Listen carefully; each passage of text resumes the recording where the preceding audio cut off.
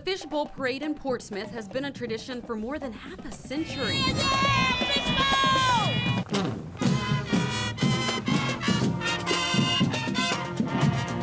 It's a family event as organizations put their best foot forward to strut it or cruise across High Street.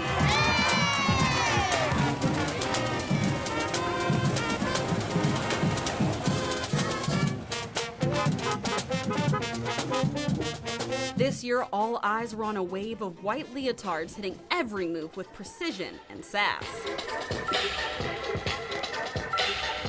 For one dancer, stomping and strutting in her sparkly shoes, it was a performance she never thought would be possible. 1, 2, 3, 4. It takes hours and hours of practice to prepare for a show that big. But the blood, sweat, and tears is nothing new for 10-year-old DeHevelyn Evans.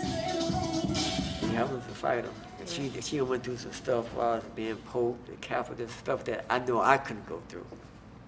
But she was determined. These spins and high kicks all came to a screeching halt for DeHevelyn 4 years ago. Her dad, Gary Evans, says it all started with a cold, followed by a collapse. We was awakened by her a bump or thump on the floor.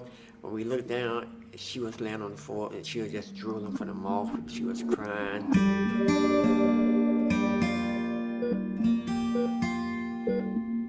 In a matter of minutes, DeHevelyn went from dancing to not being able to talk, walk, or eat. She was rushed to CHKD, her family sad and scrambling for answers. We went to go see her and I seen my sister laying in that bed. I was like, that's not my sister. It hurt me and it made me cry because like, that's my baby sister, and I didn't want to see her go through that, and I wanted to take her place. I said, is my baby going to die? Because it seemed like the stuff that she was going through, it's like she was just laying there and she was helpless. Dr. Michael Struntz, the neurologist who's treating DeHevelyn, says his team quickly realized she was dealing with a nervous system disorder. She was diagnosed with acute disseminated encephalomyelitis, or ADEM. It's going to affect your balance, your coordination, your motor skills, your speaking, your eating, and it can affect your vision. It's a brief but intense attack of inflammation in the brain and spinal cord, and occasionally the optic nerves.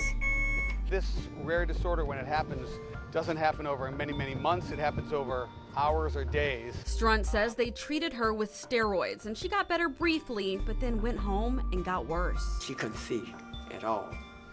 Yeah, she totally went blind. ADEM can be deadly and is mainly seen in kids 8 to 10 years old. Her case was a little different in that this rare disorder for her was pretty intense and severe. Then things finally took a turn for the better when she was put on a low dose of chemo and a high dose of love from her siblings who knew how to make her smile. Her SpongeBob, Polo, her favorite teddy, the Mickey Mouse teddy bear. I used to walk to her bed, just hold her hand every day, squeeze it more until she got her strength back. Her siblings say they could start to see their fun-loving sister breaking through the pain. She started wanting to go to the playroom. She started drawing, and I was like, my sister, she's coming back. And then when she started talking, I was like, yes, DeHevelyn is back. Back with her best friends. I love them, and they never leave me alone, and they always by my side, and we always stick together. After months of different immunotherapies and chemotherapies, Struntz says she defeated the rare disorder. She was essentially sort of done with the disease, but she was left sort of injured and then had to spend the next couple years really rehabilitating. First came her speech, then her first steps, and now she's back in the dance studio, picking up right where she left off. Now that she missed it, she left out, and now it's like, I gotta get this. I want this for real now. Like, so she's more determined now. A poised dancer, but also a fierce fighter who took her achievements one step further by dancing in the fishbowl parade for an entire 1-mile stretch. It was actually amazing. You know, I thought she was going to give up at some point.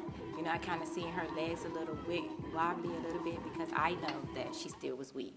But she pulled through and she kept going, which gave me the strength to be her cheerleader. It was the performance of a lifetime, stomping the rare disorder all in her sparkly shoes. God had worked a miracle, and we never gave up. Her mom, her parents never gave up, and we just grateful.